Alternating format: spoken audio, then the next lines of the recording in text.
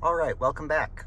I just wanted to do a quick video because Kia and Hyundai have just released the May 2023 navigation system update.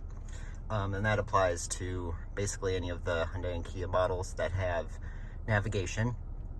This is going to be on a 2020 Kia Telluride with the 10.25-inch widescreen with navigation. If you're coming to this from the October update, not much going on. Even October wasn't that much over the gigantic April 2022 update that brought a lot of big changes. But I just wanted to go over a couple of things that is different with this new May 2023 update. So as you can see, here's the main home screen, still just the kind of vague, not much going on home screen, but pretty much exactly just like last time. You've got your date, you've got your time, now playing that kind of vague map, and then the weather information at the top right. But from there, of course, you can get into anything else you want to. One of the first things I want to go through that I found that's different is in the maps. Now, the map itself is pretty much identical, not much that is different.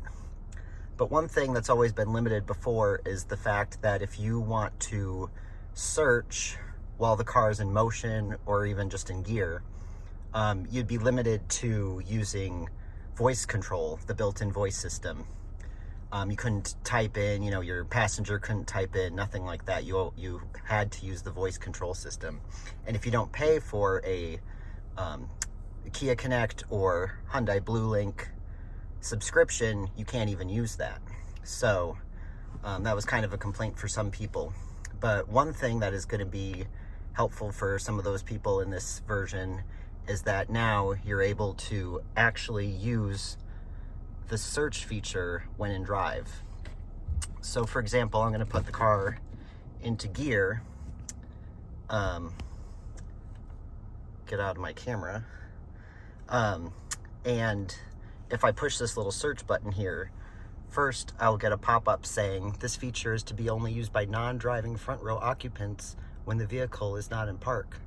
And you just have to press this acknowledgement, and then once you get into that, you can quickly and easily just type in, whatever you are looking for, and you can find those things. So that is helpful to have when you are on the road, and maybe you want your passenger, even if if you're using the highway drive assist or something like that, maybe you can peck a few letters in there. So that is very helpful for sure, and that is a big change.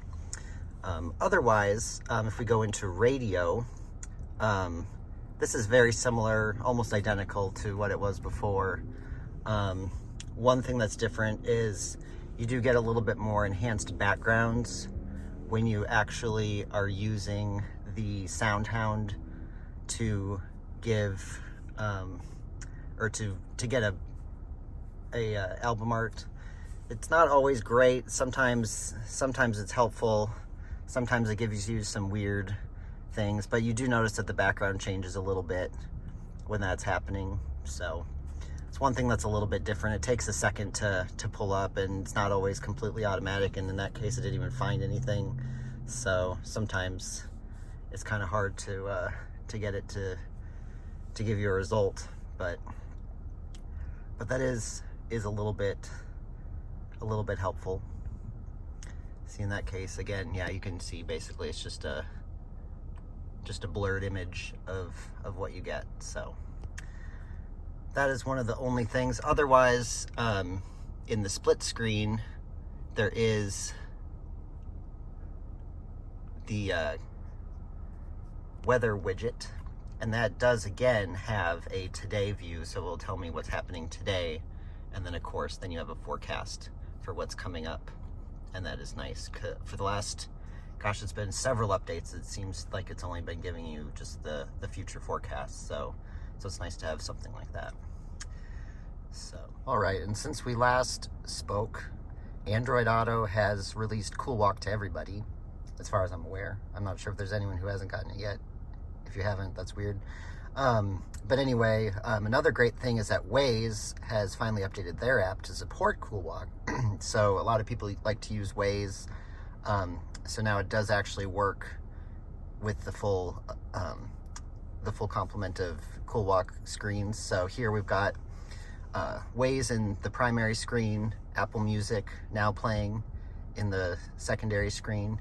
Now, of course, I can just go here, tap the Waze button here, and now Waze pops out to full screen. I can tap it again and it will shrink back. If I switch to a different app, have that as primary, now Waze will take up that right third of the screen. So that is nice. Just, not a lot different with Coolwalk since the last time we talked, but it's just nice to see Waze bring support. Maybe some other apps will bring it as well. But right now, if you are using Google Maps or Waze, they will both support the full dynamic screen. So that is very nice. So that's about all I have. That's about all that's new. Very, very minor update. One of the most minor that I've seen in the last probably 3 years or so. But still exciting. Nice to be on the front of what's going on. So I hope you enjoyed this, and I will see you in the next one. Bye.